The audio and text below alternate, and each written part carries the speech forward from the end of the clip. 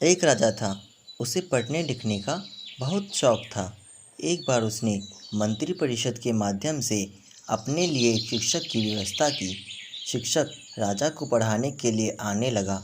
राजा को शिक्षा ग्रहण करते हुए देख कई महीने बीत गए, मगर राजा को कोई लाभ नहीं हुआ। गुरु तो रोज खूब मेहनत करता था, परंतु राजा को शिक्षा का कोई फायदा नहीं हो रहा था। राजा बहुत परेशान थे। गुरु की प्रतिभा और योग्यता पर सवाल उठना भी गलत था, क्योंकि वो एक बहुत ही प्रसिद्ध और योग्य गुरु थे।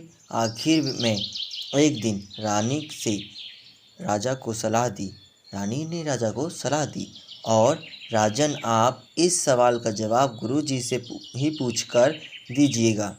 राजा ने एक दिन हिम्मत करके गुरुजी के सामने अपनी जिज्ञासा रखी। हे गुरुवर, क्षमा कीजिएगा, मैं कई महीनों से आपसे शिक्षा ग्रहण कर रहा हूँ, पर मुझे इसका कोई लाभ नहीं हो रहा है। ऐसा क्यों है? गुरुजी ने बड़ी शांत स्वर में जवाब दिया। राजन, इसका कारण बहुत ही सीधा सा है। गुरुवर, कृपया करके शीघ्र इस प्रश्न का उत्तर दीजिए। राजा ने विनती की।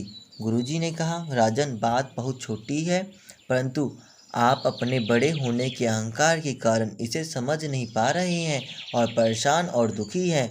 माना कि आप एक बहुत बड़े राजा हैं, आप हर दृष्टि से मुझसे पद और प्रतिष्ठा में बड़े हैं, परंतु यहाँ पर आपका और मेरा रिश्ता एक गुरु और शिष्य का है। गुरु होने के नाते मेरा स्थान आपसे उच्च होना चाहिए, परंतु आप स्वयं उच्च सिंहासन पर बैठते हैं और मुझे अपने से नीचे के आसन पर बैठाते हैं।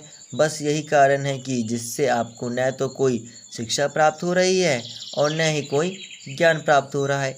आपके राजा होने के कारण मैं आपसे यह बात नहीं कह पा रहा था। कल से अगर आप मुझे उच्च आसन पर बैठाए और स्वयं नीचे बैठे तो कोई कारण नहीं कि आप शिक्षा प्राप्त न कर पाए। राजा की समझ में सारी बात आ गई और उसने तुरंत अपनी गलती को स्वीकारा और गुरुवर से उच्च शिक्षा प्राप्त